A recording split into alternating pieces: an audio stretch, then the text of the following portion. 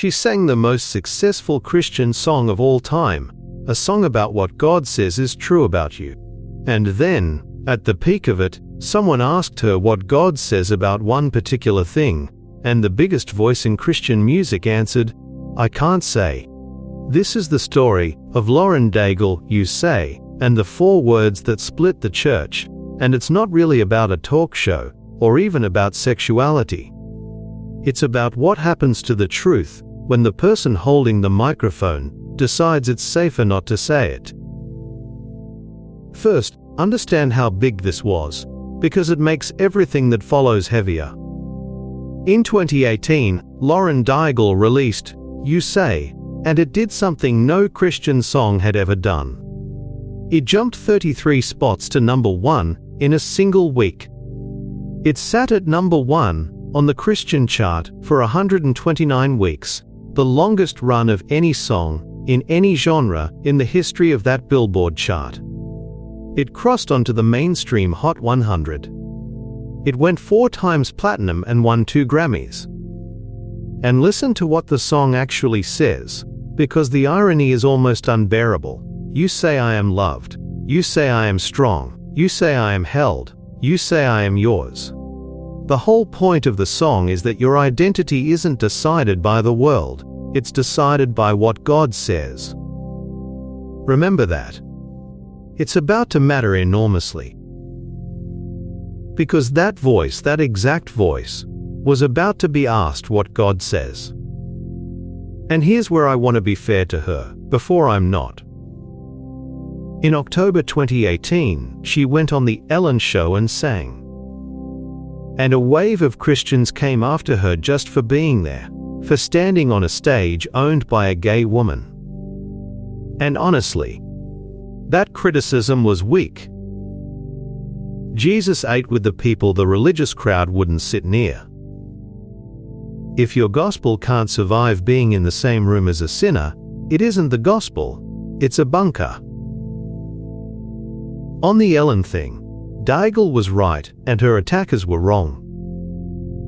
Hold that, because it means what comes next isn't a pile-on. It's something more specific. A few weeks later, she sat down with a radio host named Dominic Narty, a guy whose whole brand is asking provocative questions to make headlines. And he asked her, flat out, "Do you feel that homosexuality is a sin?" Now, was it a gotcha? Yes. Absolutely. It was engineered for exactly the explosion it got. So give her that too. She was ambushed. But watch what she actually said, because the ambush isn't the problem. The answer is, she said, "I can't honestly answer that. I have too many people that I love, and they are homosexual. I can't say one way or the other. I'm not God." Read the Bible and find out for yourself. And when you find out, let me know, because I'm learning too. And the church tore itself in half. One side said, "Leave her alone.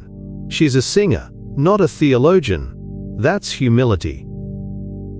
The other side said, "That's not humility, that's a dodge." So which is it? Here's the honest answer, and it's the whole episode. Humility says, I don't fully understand the mind of God. That's true of all of us. But that is not what the question was. The question wasn't, explain the mind of God. It was, what does the Bible say? And on this one, the Bible is not actually unclear, and the church has not been unclear about it for 2,000 years, not because the church is cruel, but because it has always read Scripture as calling every one of us out of the things we're naturally drawn to and into something better. Not just this. All of it. My greed, my pride, my own sexuality, everything. The historic Christian teaching was never you people are the problem, it was all of us are, and grace is for all of us, that's the line. And read the Bible and let me know, from the woman singing the most listened to worship song on earth, wasn't drawing that line. It was quietly stepping off it. And that's the part that actually matters. Not because Lauren Daigle owes a radio host anything, but because of what she was standing on. Think about it. She is, in that moment, arguably the most heard Christian voice on the planet. Millions of teenagers have "You Say" as the anthem that tells them who God says they are. And the second the world asks that same voice what God actually says, about anything with a cost attached, the answer is, "I can't say." A platform is not a prize. It's a stewardship. The bigger the microphone, the more it costs to go quiet at the exact moment people are leaning in to hear. She didn't have to be a theologian. She just had to not say the very thing her whole career was built on, that God gets to define reality, and we don't. But, and this is the turnback, because grace cuts both ways, the people who came for her mostly failed the same test from the other side. She said she flew home and cried in her parents' bed for 3 days. 3 days. Not because the world hated her, because the church did. Blogs called it faith deconstruction for fame. People she'd spent her life serving decided one non-answer meant she'd gone to the dark side. And that is its own kind of cowardice. The cheap, costless kind, where you get to feel righteous by throwing a rock at a 27-year-old who flinched under pressure. If her failure was saying too little, theirs was showing no grace at all. One side dodged the truth. The other forgot it's supposed to be spoken in love. And a watching world learned exactly nothing about Jesus from either.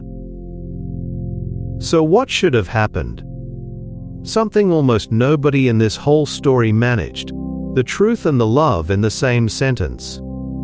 Not, "I can't say," not, "burn the heretic." Something like, "Yes, the Bible calls that sin. It also calls what I do sin, constantly."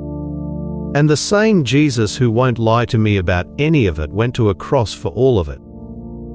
That's why I can love every single person I know without pretending the wound isn't there. That's not a dodge, and it's not a rock. That's the gospel. It would have cost her the applause on one side, and the outrage on the other. Which is probably exactly why it's the thing that needed saying. Here's where it lands. "You Say" is a song that stakes everything on one idea, that the most important thing about you is not what the world says, or what you feel, or what's easiest. It's what God says. And the deep irony of 2018 is that the woman who sang it into 129 weeks of history got handed one live, unscripted chance to model that in front of everyone, and said she couldn't. Not with malice. With fear. The same fear all of us feel when telling the truth is about to cost us something. So this isn't a verdict on Lauren Daigle. She's a sister, not a target, and by every account a genuinely kind one. It's a question for anyone who's ever been handed a microphone, a platform, a group chat, a dinner table, a comment box. When the world leans in and asks you what God says, and you can feel exactly what the true answer is going to cost, do you say it? Because the whole song was right. It really doesn't matter what the world says. It matters what God says. The only tragedy is a moment where he finally had the mic, and we decided it was safer not to hand it to him.